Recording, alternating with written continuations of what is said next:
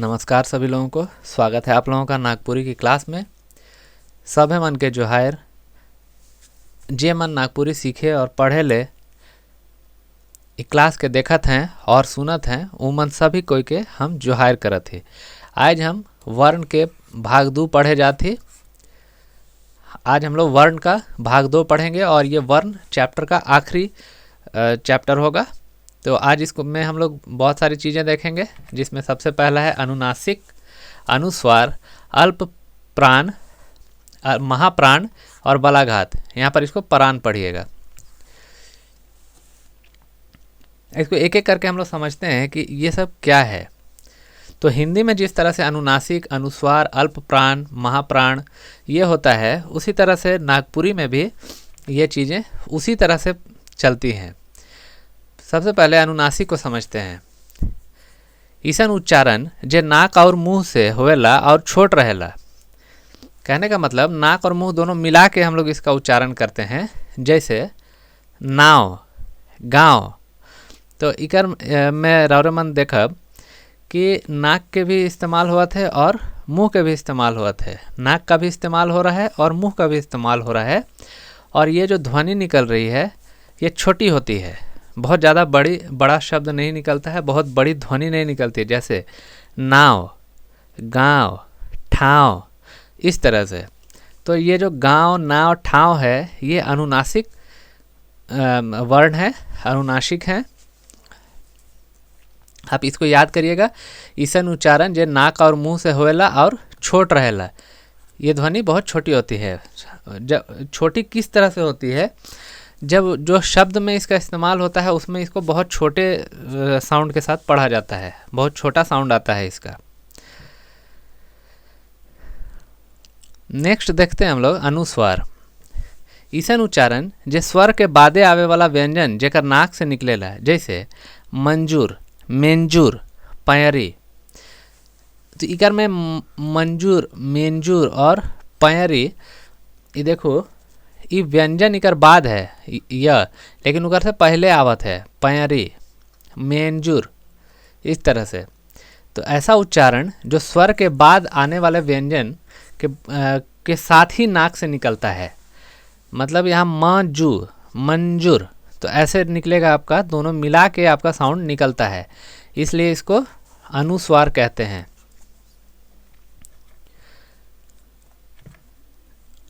इसके बाद निरनुनासिक को समझते हैं। एकला मुंह से बोले वाला उच्चारण के निरनुनासिक कहल जाला। जैसे खायक, काम, हर, फार, ये सब। मने का मतलब होता है आदि। ये सब नागपुरी का जो शब्द है, आपको इसका एक कलेक्शन भी अपने मन में बैठाना पड़ेगा कि किस तरह से इसको बोला जाता है।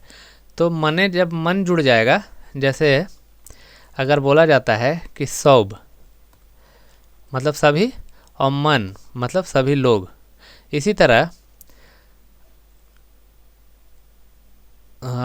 हल, हल मने, तो जितना भी हल है वो सारे हलों को ये उसका प्लूरल बता रहा है।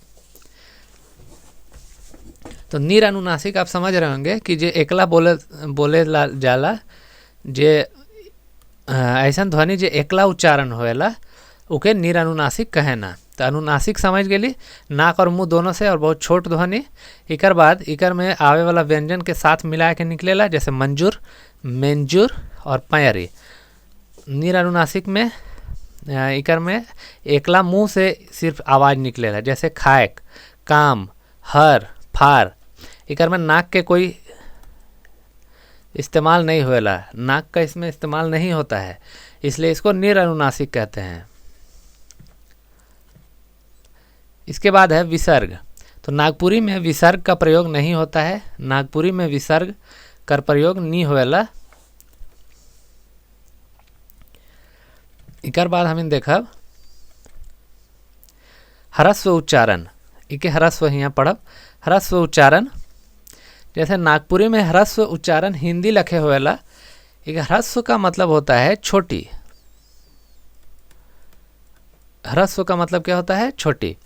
छोटी का मतलब ये हो गया कि ऐसी ध्वनि जो छोटी हो, जैसे क, ख, ख नहीं, क, ग, च, ज, ये सब जो ध्वनि है ये ह्रस्व उच्चारण में आता है।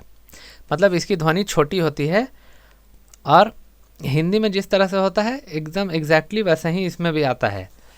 तो ये क की जो ध्वनि है आप बोल कर देखिए, क, ग, च, जैसे क से कबूतर। तो बाकी शब्द जो बूतर करके जो आएगा ये ज़्यादा सुनाई देता है, लेकिन कम आपको क सुनाई देगा। यानी कि ये आपका ह्रस्व उच्चारण है जो छोटा उच्चारण किया जाता है इसका। इसके बाद है दीर्घ उच्चारण। दीर्घ उच्चारण, जब कोनो उच्चारण कटिक लंबा भार, इसको थोड़ा बड़ा करते हैं, बहुत छोटा दिख रहा है। दीर्घ उच्चारण, जब कोनो उच्चारण कटिक लंबा भार लेवे वाला होवेला तो उके दीर्घ उच्चारण कहल जाएला। नागपुरी में दीर्घ उच्चारण का प्रयोग होवेला जब किसी उच्चारण को करने में लंबी आवाज़ निकलती है तो उसे दीर्घ स्वर कहते हैं। नागपुरी में दीर्घ उच्चारण का प्रयोग होता है। दीर्घ स्वर या दीर्घ उच्चारण, यहाँ पे समझिए, यहाँ पे स्वर नहीं होगा, दीर्घ उच्चारण होगा। तो जैसे अगर हम लोग बोलते हैं तो हम लोग आसानी से बोल देते हैं। आ बोलने के लिए हम लोगों को ये दो और मिल के बना हुआ है, यानी कि आम। इसमें हम लोगों को ज़्यादा स्ट्रेस देना पड़ रहा है, ज़्यादा ताकत लगाना पड़ रहा है, थोड़ा लंबा भार महसूस होगा। आप बोल कर देखिए, आम। उसके बाद और एग्जाम्पल है, जैसे ई, तो ईख पढ़ना है तो ईख पढ़ेंगे हम लोग। ई का साउंड लंबा आएगा, लंबा साउंड निकलेगा, इसीलिए इसको दीर्घ उच्चारण कहा जा रहा है। ये बड़ा उच्चारण है। उसी तरह ऊ, तो ऊ प्लस ऊ का बना के बना है, तो ये ऊ होगा, ए होगा, ऊ होगा। ये सब दीर्घ उच्चारण के उदाहरण है। तो रौनमन उम्मीद करा थी कि समझत हो अब कि दीर्घ उच्चारण और ह्रस्व उच्चारण के कहना। ह्रस्व उच्चारण उके कहना जेकर साउंड बहुत छोटा रहे, जेकर आवाज़ बहुत कम निकलेला, जल्दी बोलाया जाला। और दीर्घ उच्चारण उके कहत थे जेकर साउंड तो निकलेला लेकिन उकर में थोड़ा सा लंबा टाइम लागेला, थोड़ा ताकत महसूस होएला, उके दीर्घ उच्चारण कहना। इकर में दुई मात्रा हमेशा रहेला, दोनों मात्राएं इसमें मिली रहती हैं, ऊ और ऊ, दुई मात्रा आपस में हमेशा करके बनाल जाला। तो ई, जैसे ऊ में छोटी ऊ और छोटी ऊ, ये दोनों मिलकर ऊ बन है, मिलाकर हमेशा करके। उसने अ में अ और ए मिलाकर अ बन है।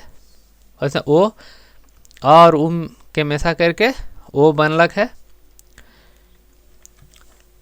आगे बढ़ते हैं हमें अल्प प्राण या अघोष। अल्प प्राण और अघोष ध्वनि, हमें एखन ध्वनि के बारे में पढ़ा थी कि जे साउंड कैसे निकला थे, वर्ण के बारे में। तो अल्प प्राण और अघोष ध्वनि दोनों एक के बात होएला।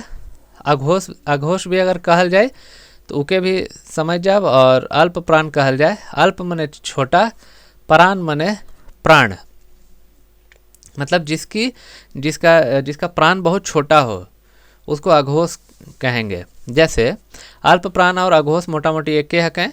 अल्प प्राण और अघोष ध्वनि लगभग एक ही हैं। जहाँ उच्चारण में कम ताकत, मुंह से कम हवा, चाहे उच्चारण हलुक हुए, उके अल्प प्राण चाहे अघोष ध्वनि कहल जाएला। जैसे जहाँ उच्चारण में कम ताकत, मुंह से कम हवा या उच्चारण हल्के से हो, वही अल्प प्राण या अघोष ध्वनि कहलाता है। जो जल्दी बोल के ख़त्म हो जाए, एकदम आसानी से जल्दी छोटी सी आवाज़ निकले और ख़त्म हो जाए, उसको अल्प प्राण कहा जाता है। इसमें कम ताकत लगता है, मुंह से कम हवा निकलती है, और उच्चारण जो है वो हलुक होएला, उच्चारण हल्का होता है, बहुत ज़्यादा इसमें ताकत लगाकर नहीं बोला जाता है। तो अल्प प्राण आप उम्मीद करता हूँ समझ रहे होंगे। जहाँ पर कम ताकत, मुंह से कम हवा और उच्चारण हलुक होएला, उके अल्प प्राण कहल जाएला। अब हमें देखा थे कि कौन कौन ध्वनि के जब लिख देवे ना तो उके वर्ण कहल जाला। ये तो हम पढ़ा दे ही। अब इकर में एखन हमिन देखब कौन कौन अल्प प्राणक है, कौन कौन ध्वनि के जल्दी बोला जाला, बहुत ताकत नहीं लागेला। तो वर्णमाला कर सबसे पहल और तीसरा जे अक्षर है उके हैं अल्प प्राण चाहे अघोष ध्वनि कहल जाला, वह अघोष ध्वनि होए ना। नागपुरी में भी यह नियम काम करेला। जैसे पहला अक्षर है क, तो क बोले में ज़्यादा टाइम नहीं लागी, क बोल के देखो क जब बोलब तो ये बहुत कम प्राण इकर में है, बहुत कम जान इकर में है। क बोले पैर जाब आसानी से, लेकिन ख बोले में थोड़ा ताकत लागी। उसी तरह छ बोले में थोड़ा ताकत लागी, लेकिन ग बोले में कोई ताकत नहीं लगी। इकर साउंड बहुत कम है, बहुत हल्लुक है। ग गमला, कबूतर, इस तरह से। तो पहला और तीसरा ये अल्प प्राण हुए ना, क और ग। उसी तरह च और ज, ट और ड, इसी तरह त और द, प और ब। तो तीसरा अक्षर जो होला उके हैं का कहल जाला, अल्प प्राण कहल जाला, पहिल और तीसरा अक्षर। आगे बढ़त ही हमिन इके समझ जाओ बराबर। अब घोष और ई समझ जाओ। अब अल्प प्राण, अब महाप्राण के देखब। महाप्राण या घोष। तो महाप्राण, अल्प प्राण समझ के लिए अल्प माने कम, तो महाप्राण माने ज़्यादा, माने जेकर ध्वनि में ज़्यादा ताकत लागी। तो महाप्राण और घोष दोनों एक एक कहल जाला, दोनों एक हक है। महाप्राण और घोष ध्वनि लगभग एक ही हैं।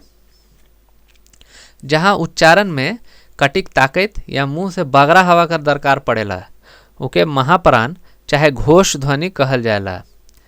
जहाँ उच्चारण में ज़्यादा ताकत, मुंह से ज़्यादा हवा की ज़रूरत होती है, महाप्राण या घोष ध्वनि कहलाती है। इसको उदाहरण से समझेंगे हम लोग। वर्णमाला के दूसरा और चौथा वर्ण, तो ख और घ बोल के देखो, ख ख ख ऐसे बोला तो हवा बाहर मुंह से मैंने प्रयास करूँ इके फील करे ले। तो ख ख ऐसे करके निकली हवा, घ। उसी तरह छ झ, इस तरह से हवा आवी मुंह से ज़्यादा बाहर, तो ज़्यादा ताकत लागेला और ज़्यादा ओकर में कहवेला बगरा हवा का दरकार पड़ेला। इके हैं महाप्राण का है ना। इकर में कटिक ताकत में थोड़ा ताकत लगता है, थोड़ा ज़्यादा ताकत लगती है। और बगरा हवा यानी कि ज़्यादा हवा, बगरा का मतलब होता है ज़्यादा, बगरा हवा निकलेला, इके हैं घोष ध्वनि कहल जाला। तो दोसर और चौथा वर्ण, तो ठ और ढ, उसी तरह थ और ध, फ और भ। यह ई ध्वनि का होलक, महाप्राण ध्वनि हो गलक। यही ध्वनि महाप्राण या घोष ध्वनि कहलाती है। ट वर्ग कर आखिरी अक्षर अणा कर प्रयोग नहीं होला। अणा का प्रयोग नहीं होता है, ये तो शुरू से बताते आ रहे हैं आपको। जब भी जो क्लास हो रहा है, जिसमें भी इंट्रोडक्शन क्लास में भी बताए थे आप लोगों को, तो ट वर्ग के आखिरी अक्षर अणा का प्रयोग नागपुरी में नहीं होता है, इसके बदले में न लिख दिया जाता है। ट वर्ग कर बाकी अक्षर का प्रयोग नागपुरी में बगरा होएला ज़्यादा होता है। नागपुरी में ट वर्ग का जो बाकी जो लेटर है, आप बताइए कौन कौन सा है। ट, ठ, ड, ढ, इन सब का प्रयोग बाकी जो भाषाएं हैं उनसे इसमें ज़्यादा होता है। अब संयुक्त अक्षर देखेंगे हम लोग। संयुक्त मतलब होता है कंबाइंड, दो शब्दों को मिलाकर, दो वर्णों को मिलाकर जो एक शब्द बनाया गया है, उसी को संयुक्त शब्द बोलते हैं। तो संयुक्त अक्षर कौन से होते हैं? तो नागपुरी में संयुक्त अक्षर का प्रयोग नहीं होला। नागपुरी जो भाषा है वो जितने भी कॉम्प्लिकेटेड चीज़ें हैं, जो थोड़ा कॉम्प्लिकेटेड रहेगा उसको छोड़ देता है। इकर में संयुक्त अक्षर का प्रयोग नहीं होएला। जैसे कृष्ण अगर हिंदी में लिखल जाए है तो इके हमें किसना पढ़ देव, चाहे किसन पढ़ देव। लेकिन इके कृष्ण नहीं पढ़ब। संयुक्त अक्षर ये दोनों मिला के ये दोनों आपस में संयुक्त हुआ थे, आधा मूर्धन्य श और अणा मिला के कृष्ण, तो कृष्ण नहीं पढ़ के किशन पढ़ दब या फिर किसना पढ़ल जाए, लिखल भी वह जाए। पिप्सा के पिपसा कह करल जाए, उसी तरह तृष्णा के तिरिसना पढ़ल जाए या लिखल भी जाए। संयुक्त अक्षर के प्रयोग नी होएला नागपुरी में। अब यहाँ से कैसा क्वेश्चन आएगा आप लोगों का, ऑब्जेक्टिव अगर आप लोग देख रहे हैं ऑब्जेक्टिव एग्जाम में, तो आपको एरर करेक्शन आएगा, आपको सुधारने के लिए बोला जाएगा। तो उसमें दिया जाएगा कि तृष्णा में क्या गलती है, इसमें ऑप्शंस रहेंगे, तो आप समझ जाइएगा इसमें संयुक्त अक्षर का प्रयोग किया गया है, नागपुरी में नहीं होता है। क्लियर है? तो यहाँ से इस तरह से क्वेश्चन पूछा जा सकता है। आगे बढ़ते हैं हम लोग और बलाघात की ओर बढ़ते हैं। तो बलाघात का क्या मतलब हुआ? बल के साथ आघात, बल प्लस आघात। इसको जब तोड़ेंगे इस शब्द को तो इस तरह से टूटेगा, बल और आघात। बल मतलब ताकत, आघात मतलब चोट पहुंचाना। तो बल के साथ चोट पहुंचाना, तो कोई शब्द ऐसे होंगे जिनको हमको बोलने के लिए बल के साथ चोट पहुंचाकर ही बोलना पड़ेगा, नहीं तो आप उसको नहीं बोल पाएंगे। जैसे एग्जाम्पल देंगे आप लोगों को, नागपुरी में बलाघात कर प्रयोग होवेला, मुदा इकर रूप बदल कर अपनिहिति तर प्रयोग होवेला। अपनिहिति तर प्रयोग होवेला, इसको आगे समझ जाएंगे हम लोग। नागपुरी में बलाघात का प्रयोग होता है पर रूप बदलकर अपनिहिति की तरह कर दिया जाता है। अब उदाहरण देखते हैं, जैसे जात। जात में त में आपको बल के साथ इसको एंड करना पड़ेगा, बोलने जब जाइएगा तो जात जात बोलिएगा। त में आपको ज़्यादा ताकत देना पड़ेगा, आघात पहुंचाना पड़ेगा, चोट पहुंचाना पड़ेगा, तभी बोल पाइएगा। जीभ आपका दांत से आके टकराएगा, वहाँ पे आपको ताकत लगाना पड़ेगा, तभी आप जात सही सही बोल पाएंगे। लेकिन नागपुरी में इसको क्या कर दिया जाता है, अपनिहिति लगाकर ई लगा दिया जाता है, तो इसको जाइत पढ़ते हैं। तो जाइत, तो कौन जाइत के हक की, ऐसे तो कौन जाइत के हक की, तो त में बलाघात तो है लेकिन उतना ज़्यादा नहीं है, क्योंकि ई लगा दिए हैं तो इस यहाँ पे ताकत को कम कर लिया। यही यहाँ पर कहा जा रहा है कि इसको अपनिहिति तर प्रयोग करल जाला बलाघात के। तो जो शब्द हैं जैसे पात, तो पाइत कहल जाला, जाइत, पाइत। अपनिहिति के समझा थी तब हम इन के आसानी से बलाघात के समझ जा।